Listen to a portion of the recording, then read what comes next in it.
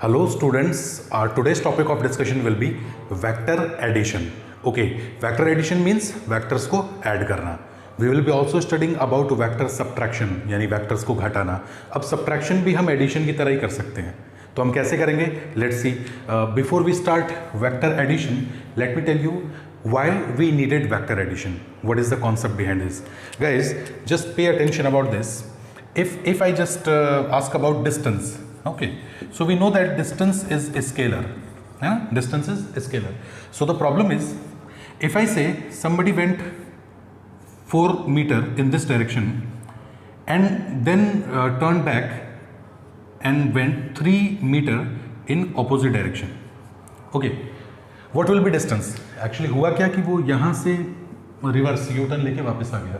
Distance कितना हुआ? 7 metre. Because distance is a scalar, direction से कोई फर्क नहीं पड़ता. So if it is going 4 metre in this direction, if it would have gone the 3 metre in the same direction, the answer would have been the same. अगर 4 metre के साथ 3 metre इसी direction में होता तो भी 7 मीटर होता. समझ रहे हो ना इस बात को, या बताऊँ कैसे मैं कह रहा हूँ? ठीक है, जैसे मैं गया, मैंने कहा 4 मीटर में ऐसे गया, 3 मीटर वापस से ऐसे गया, then still it is 7 metre. Okay, अगर 4 मीटर के बाद 3 मीटर यू टर्न भी मार गया तो भी total distance is 7 metre.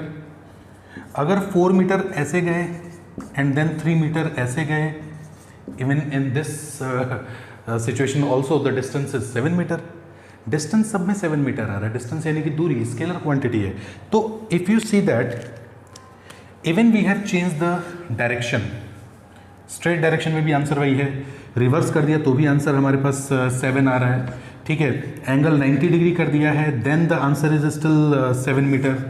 Okay, it means if you change angle by adding the two distances, the answer is unaffected. The final result is unaffected, which means it is a scalar quantity. Okay, theta आप change करोगे, if you change the angle, there won't be any effect. Got it? But instead of distance, if I talk about displacement, अगर मैं आपसे displacement की बात कर दूँ तो displacement is a vector quantity. अब वेक्टर है तो 4 metre in this direction, if a body is still travelling 3 metre in the same direction, the answer is 7 metre. But if a body is going 4 metre in this direction and taking U turn and coming back 3 metre in the opposite direction, opposite से मेरा मतलब है कि just retrace किया इसने, ये तो मैंने आपको जस्ट समझाने के लिए बताया है, बट ऑपोजिट का मतलब ये है कि वापस इसी रास्ते पे आया है. तो अगर ये वापस 3 मीटर यहीं पे आ गया, then it will be 4 minus 3 1 metre, because displacement is a vector quantity. Vector में डायरेक्शन से फर्क पड़ता है. ओके, अगर ये 4 मीटर भाई साहब ऐसे गए and went 3 metre in this direction, then and the angle is 90 degree, so displacement will be nothing but the shortest distance between initial and final position. प्रारंभिक और अंतिम बिंदु के मध्य सीधी दूरी. ठीक है, so this will be 5 metre. बात समझ पा रहे हो ना? तो यहां पे आंसर आ गया 5 metre. So if you add a vector quantity, final result may change if you change the angle. I student, you may change, it must be changed. Okay, आपने एंगल बदला, here the angle is 0 degree, here is 180 degree, 180 means reverse, here is 90 degree, and every time we are getting different answers. और ऐसा कोई compulsion नहीं कि आप 90 लो, आप 120 लो, 130 लो, 30 degree, 40 degree. It will be not easy to calculate. Why I use 90 degree? Because it is easy to calculate in front of you. Alright, while solving the questions we will be changing many angles. We will be using 120 degree, we will be using 80 degree, 20 degree, 30 degree. Okay, we know that sin 30, we know that sin 60, we know sin 90, we do not know sin 88, because for this we will have to memorize the whole sin table. समझ रहे हैं? तो हम question solve करने के लिए जानबूझ के कुछ आसान चीज़ें ले लेते हैं. हम टफ चीज़ें भी पढ़ेंगे, डोंट वरी अबाउट दैट. ठीक है, तो गाइज ये डिस्प्लेसमेंट वेक्टर क्वांटिटी में अगर मैं दो चीज़ों की बात करूं, 4 और 3, तो मैक्सिमम 7 है, मिनिमम 1 है, और answer may very from 1 to 7 अगर दो वेक्टर क्वांटिटीज़ को आप ऐड कर रहे हैं तो जो फाइनल आंसर आने वाला है वो मैक्सिमम दोनों का सम होगा, मिनिमम दोनों में का सब्ट्रैक्शन माइनस करने पे जो आ रहा है वो होगा, और उनके बीच में कुछ भी हो सकता है, यानी 1 to 7 कोई भी आंसर हो सकता है। बट स्केलर क्वांटिटी में ऐसा कुछ नहीं है, it will be always 7, always same. दो स्केलर क्वांटिटीज़ जो कि सिमिलर क्वांटिटीज़ हों उनको आप ऐड करोगे तो डायरेक्शन या एंगल से कोई फर्क नहीं पड़ता, बट वेक्टर में हर बार आंसर बदल जाएगा। सबसे मिनिमम होगा जो माइनस करने पे आ रहा है, सबसे मैक्सिमम होगा जो प्लस करने पे आ रहा है, और उसके बीच में कुछ भी हो सकता है depending on the angle between the vectors. So now you got why we are studying about vector addition, है ना। तो वेक्टर एडिशन हम इसलिए, वेक्टर एडिशन में हम लोग जब पढ़ते हैं तो हम लोग सबसे पहले पढ़ते हैं ग्राफिकल मैथड, ठीक है। Graphical method, guys graphical method जो है also called geometrical method.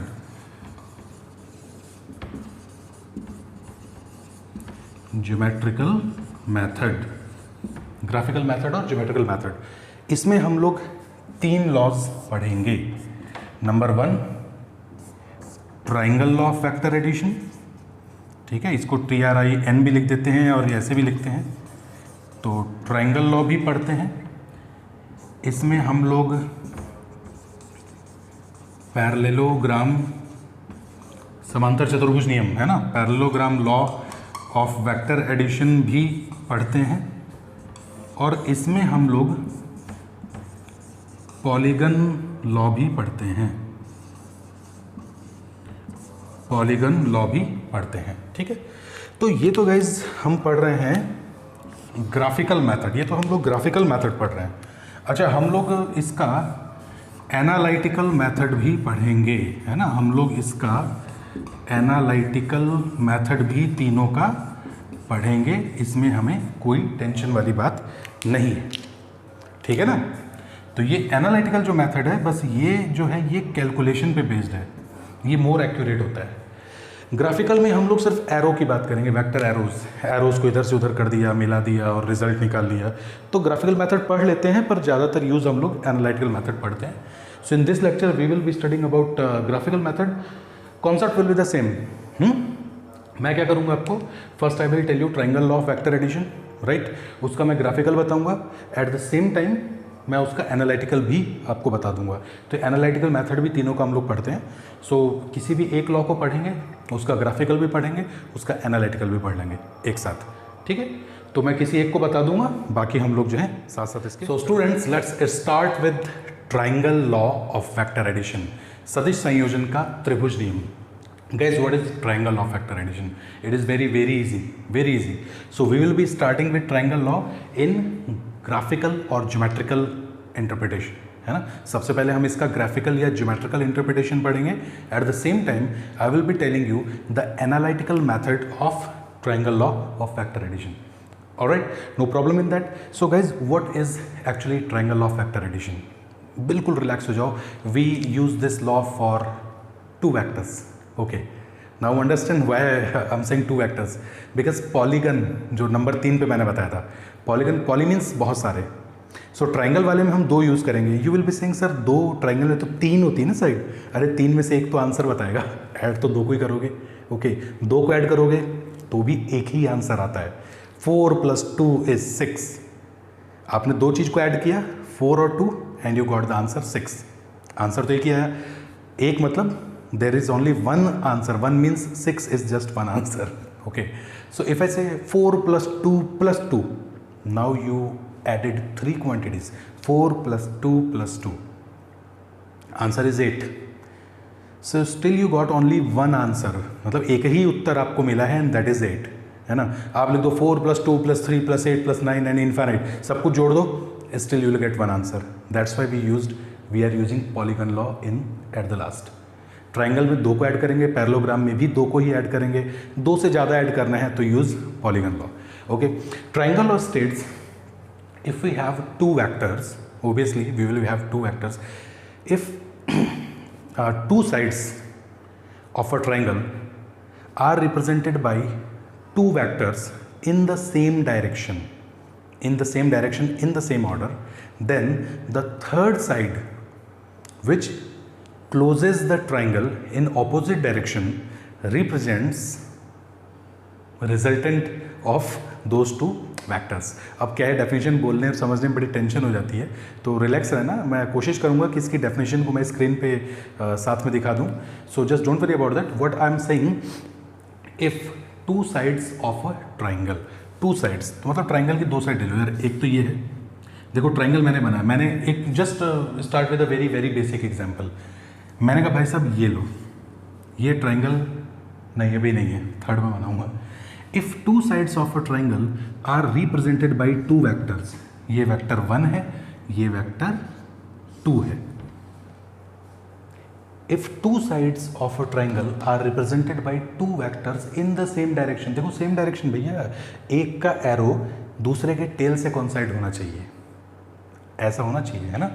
Then the angle, then the third side which completes the triangle, क्योंकि ट्राइंगल के लिए 3 चाहिए ना, तो 3 में से 2 तो ये हो ही गया. थर्ड वन आपको क्या चाहिए, ट्राइंगल बनाने के लिए. तो अपोजिट डायरेक्शन में जो थर्ड वेक्टर है, जो ट्राइंगल की थर्ड साइड को रिप्रेजेंट करेगा, वो इनके रिजल्टेंट को शो करेगा. तो देखो ट्राइंगल बनाने के लिए थर्ड की जरूरत है. So what you do, resultant को पहले वेक्टर के टेल से शुरू करते हैं, रिजल्टेंट को पहले वेक्टर के टेल से शुरू करते हैं. और डोंट वरी अबाउट दैट, है ना. क्या वरी क्या करोगे यार, फ़ोन तो आ ही सकता है ना, ये तो बहुत बेसिक सी बात है, घबराने की ज़रूरत नहीं है. तो ठीक है, तो थर्ड साइड में इसको आप ऐसे बना देंगे. सो this will B resultant. Triangle law से 2 ही वेक्टर का एडिशन हो सकता है, पहला वेक्टर दूसरा वेक्टर, दोनों सेम डायरेक्शन में होने चाहिए, एक का हेड दूसरे की टेल से मिलेगा. तो जो थर्ड वेक्टर है, जो ट्राइंगल को पूरा करेगा, वो एक्चुअली रिजल्टेंट को शो करेगा, उन दोनों के रिजल्ट को. ठीक है, ये अगर 4 + 3 है तो it may be 7, I am not saying, ये 1 to 7 के बीच में कुछ भी हो सकता है. क्लियर हुआ. तो ये P है, ये Q है, ये R है. R फॉर रिजल्टेंट, तो हम लिखेंगे vector P plus vector Q is vector R.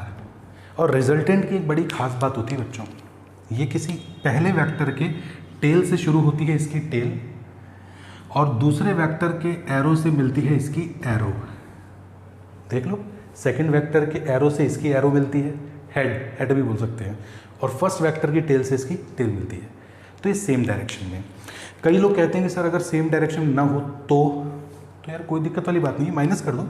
अगर तुमने इसके एरो को इसी साइड में कर दिया तो ये बन जाएगा P + Q is equal to -R. अरे वेक्टर की डायरेक्शन बदलते ही नेगेटिव आ जाता है, तो जैसे ही आपने इसको घुमा के इस साइड में किया, so this will be P + Q is equal to -R, and hence P + Q, देखो -R इस साइड में आके प्लस का हो गया, +R is equal to 0. Clear है, कोई दिक्कत वाली बात नहीं है इसमें. Okay, so this is how we study triangle law. But ये तो सभी लोग पढ़ाते हैं, है ना. Usually we get the same kind of explanation. चलो एक और तरीके से समझते हैं. मैंने आपको बोला कि ट्राइंगल लॉ में मैंने कहा कि चलो हमारे पास 2 वेक्टर हैं. मैंने कहा भाई साहब this is vector number A. अच्छा, हमेशा ऐसा ही लेता हूँ क्या, लो this is vector A in this direction, this is something vector B in this direction. Now add vector A and vector B using triangle law. अरे A लगा देना तब भी ट्राइंगल ही लिखे. Using triangle law, graphical method. Graphical की बात कर रहे हैं, ग्राफिकल मेथड. चलो गाइज, अब ट्राइंगल और ग्राफिकल मेथड लगाने का पहला नियम क्या है. पहला नियम क्या है, किसी भी वेक्टर को बिना डायरेक्शन बदले आप उसको पकड़ के खिसका सकते हो पूरे बोर्ड पे, पूरे प्लेन पे. You can displace the triangle, not triangle, you can displace the vector. You can displace the vector in its parallel space. मतलब इसका डायरेक्शन नहीं बदल सकते, इसको ऐसे पकड़ के ऐसे खींच सकते हो, ऐसे ले जा सकते हो, ये वाले जो वेक्टर भाई साहब हैं, इसको ऐसे खींच सकते हो, ऐसे ले जा सकते हो, आगे ले जा सकते हो, पीछे ले जा सकते हो, बस घुमा नहीं सकते। ये थोड़ा दिमाग में रखना। तो हमें क्या करना है, we have to make, if we have to add two vectors using triangle law, so first make both the vectors as two sides of a triangle. अरे ट्रायंगल दोनों हाथ उसके जोड़ने तो पड़ेंगे ना, तो ये दोनों अलग अलग घूम रहे हैं, नाच रहे हैं, तो मैंने कहा चलो लाओ यहाँ पे लाके जोड़ दिया। फिर मुझे पता लगा आंसर गलत हो गया। क्यों? इन the same direction. Triangle law में कहते हैं सेम डायरेक्शन में होना चाहिए, तो ऐसा नहीं चलेगा ऐसा नहीं चलेगा। अब आपको क्या करना पड़ेगा, इस वाले का हेड और इस वाले की tail. Now these are two sides of a triangle in the same direction. अब रिजल्टेंट थर्ड वन है, अपोजिट डायरेक्शन में आ जाएगा, कोई दिक्कत नहीं है। तो मैंने क्या किया, इसको ऐसे ले जाके यहाँ मिला दूँ तो गलत हो जाएगा। अरे नहीं, सही हो जाएगा। तो मैंने आसान क्वेश्चन दिया है। So what I need to do just take it and displace this in the parallel space. इसको और खिसका के यहाँ से, इसको जो है ना ऐसे खिसका के यहाँ ले आओ। ये लो जी, ये आ गया। Now this is B vector, ठीक है। और देखो दोनों के, ये देखो इसका हेड और इसका टेल मिल रहा है। Now these are two sides of a triangle in the same direction.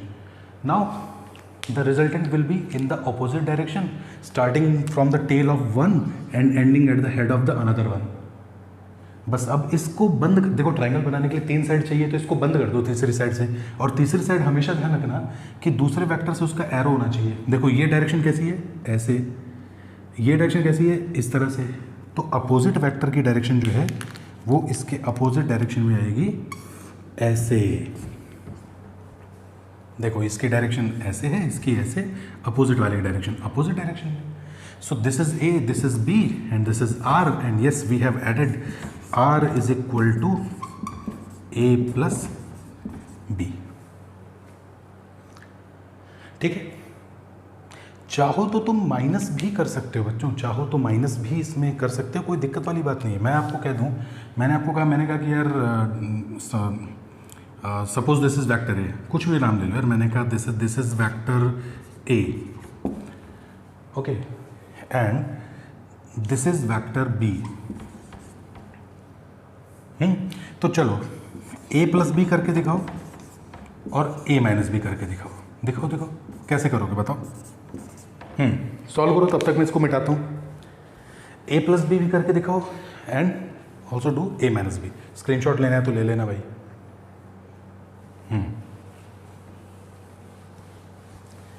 कैसे करोगे ए प्लस बी, कैसे करोगे ए माइनस बी।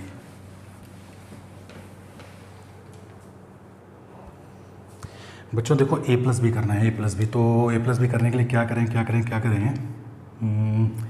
इसको ऐसे पकड़ के यहाँ ले तो बात बन जाएगी, या फिर इसको ऐसे थोड़ा सा आगे ले आके और थोड़ा साइड में लाके, देख लो मेरा डायरेक्शन नहीं बदली है इसको, और ये ऐसे है। बस मुझे सेम डायरेक्शन में लाना है, एक की टेल और दूसरे की हेड। तो इसको ऐसे ले आके ऐसे भी जोड़ सकते हो तो भी आंसर आ जाएगा, और इस वाले को खिसका के ऐसे भी आ सकते हो। देखो आगे पीछे जा सकता है, ऊपर नीचे जा सकता है, लेकिन घूम नहीं सकता, ठीक है। तो मैं क्या कर रहा हूँ, मैं इस वाले को यहाँ लेके आ रहा हूँ, ठीक है। तो अगर इस वाले को मैं यहाँ लेकर आया तो ये कुछ ऐसा बन जाएगा। Now this will B vector A. चलो जी, अपोजिट डायरेक्शन में थर्ड साइड लाओ और इसका रिजल्टेंट ले जाओ। चलो ये है ऐसे, ये है ऐसे, तो अपोजिट डायरेक्शन यानी कि उल्टे डायरेक्शन में इसको मिला दो। चलो जी, this is graphical method. R is equal to A plus B, ठीक है। ए प्लस बी निकाल दिया अपनों ने। Now what will be A minus B, note करते रहा करो साथ साथ, है ना। अब ए माइनस बी कैसे करना है, ए माइनस बी। तो माइनस करने का मतलब क्या है राइट। देखो यहाँ लिख रहा हूँ, for A minus B all we need to do A plus minus B. घटाना भी एक तरह का जोड़ना होता है। For A plus minus B, यानी बी को माइनस करना है। अरे इसको लिखने से पहले एक बार इसको नोट कर लेना पूरा, ठीक है ना, और नोट कर लो, देन अब लिखना for A minus B A plus minus B मतलब बी को पलट दो, तो बी को पलटना है तो कोई दिक्कत नहीं है यार, ये लो एल लो, बी को पलट दिया। Now this is A plus minus B which results in actually A minus B. अच्छा ए माइनस बी ये हो गया, तो अब मुझे बताओ कि इसका रिजल्टेंट क्या रहा। अब इसका रिजल्टेंट क्या होगा, सोच समझ के जवाब देना बच्चों। अब अगर आप चाहें तो जैसे ही आपने इसको b को माइनस किया, जैसे b माइनस हुआ तो माइनस का b अगर हम a को इधर ले आए तो ये क्या a माइनस आर नहीं हो जाएगा, a माइनस आर। ये अगर माइनस का b हुआ तो r प्लस ए भी हो जाएगा। अरे कोई दिक्कत वाली बात नहीं है। अब देखो ट्राइंगल की टू साइड्स कौन सी हो गई, ये साइड पहली हो गई, दूसरी साइड हो गई, और अब a रिजल्टेंट हो गया। तो अब आंसर हमारे पास आ जाएगा vector a is equal to vector r plus vector b। चलो अब की बार ये रिजल्टेंट हो गया। अब देखो ये दोनों साइड ट्राइंगल की एक साथ हो गई, देखो ये इधर जा रही है, ये इधर जा रही है, इसका हेड और इस वाले की टेल एक साथ मिल रही है, तो a ने अपोजिट डायरेक्शन में इसको बंद किया and a has become the resultant. ठीक है, तो हर बार रिजल्टेंट आपको कैसे निकाल, अच्छा अब रिजल्टेंट जो है वो डायरेक्टली आपका a माइनस बी हो जाएगा। इस तरह से आप इसको शो कर सकते हैं। क्लियर हो रहा है आपको, नो प्रॉब्लम इन दैट। चलो तो ये लेक्चर मुझे लगता है थोड़ा सा बड़ा हो रहा है, इसका मैं एक एग्जांपल ले लेता हूँ जल्दी से। गाइड हमको स्केलिंग हमेशा आना चाहिए। स्केलिंग जो एनालिटिकल मेथड नहीं हम पढ़ रहे हैं, हम पढ़ रहे हैं स्केलिंग, यानी कि हम एक्चुअली ग्राफिकल मेथड पढ़ते हैं। ग्राफिकल है ना, हम लोग ग्राफिकल मेथड पढ़ रहे हैं तो उसमें स्केलिंग करना पड़ता है। स्केलिंग क्या होता है, distance on paper divided by distance in actual life. इस तरह से हम स्केलिंग करते हैं, distance on paper divided by distance in actual life.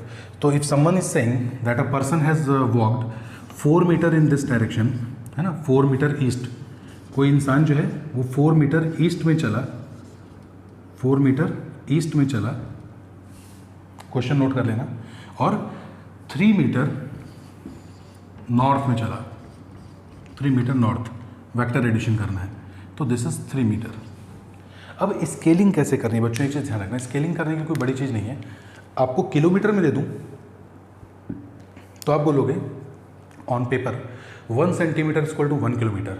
अरे जैसे ग्राफ में बनाते हैं स्केल करना, है ना। अब यहाँ पर मैं क्या लिख लूँगा, चलो ये अब मैं इसको किलोमीटर में ले लेता हूँ, आप टेंशन मत लो, इसको मैं किलोमीटर में ले लेता हूँ। 3 किलोमीटर, ये भी किलोमीटर में है, ये भी किलोमीटर में है ना। चलो तो अगर मैं किलोमीटर में बात कर रहा हूँ तो मैं कहूँगा कि 1 सेंटीमीटर जो स्केलिंग है मेरा, उस स्केलिंग को मैं यहाँ बता रहा हूँ। मैं कह रहा हूँ कि on paper 1 centimetre is 1 kilometre. ठीक है, तो मैं क्या करूँगा कि 1 सेंटीमीटर इज़ 1 किलोमीटर, तो एक्चुअली 4 सेंटीमीटर लिख दूंगा मैं इसको, पेपर पे थोड़ी ना 3 किलोमीटर चलाऊँगा। ठीक, ये भी 3 सेंटीमीटर हो गया। अब रिजल्टेंट दोनों का निकालना है, तो भाई ये देखो इस तरह से पहले गया सीधा सीधा, तो अपोजिट डायरेक्शन में इसको ऐड कर दो ऐसे। ठीक है, ये इसका हो गया resultant, and we know the value of resultant, R will be equal to 5 centimetre, और हमें पता है कि 1 सेंटीमीटर 1 किलोमीटर है, तो 5 सेंटीमीटर को 5 किलोमीटर लिखूंगा। ये मत कहना कि सर आपने ये गलत लिख दिया बच्चों, ये मैं स्केलिंग कर चुका हूँ, या मैं लिख चुका हूँ 1 सेंटीमीटर 1 किलोमीटर है। ठीक है, so this will be 5 kilometre. अब ये कैसे आ गया ये मत पूछना। Hypotenuse square equal to base square plus perpendicular, इसकी स्क्वायर प्लस इसकी स्क्वायर आ जाएगा, तो ये 25 से 5 हो जाएगा। क्लियर, तो ये है हमारे पास ग्राफिकल मेथड, या इसको हम ज्योमेट्रिकल मेथड भी कहते हैं बच्चों। नेक्स्ट क्लास में हम लोग एनालिटिकल मेथड पढ़ लेंगे। एनालिटिकल मेथड, अच्छा ग्राफिकल मेथड में नेक्स्ट क्लास में आपको parallelogram, law of vector addition का बताऊंगा। फिर मैं क्या करूंगा, एनालिटिकल मेथड बताऊंगा, मैथमेटिकली हम यूज़ करते हैं, और उसको हम लोग एक साथ पढ़ लेंगे। Then we will be only using analytical method. ठीक है, तो घबराने की बिल्कुल ज़रूरत नहीं है। ओके, कैसा लगा लेक्चर आप ज़रूर बताइएगा, है ना। मुलाकात करते हैं अगले लेक्चर में। Thank you.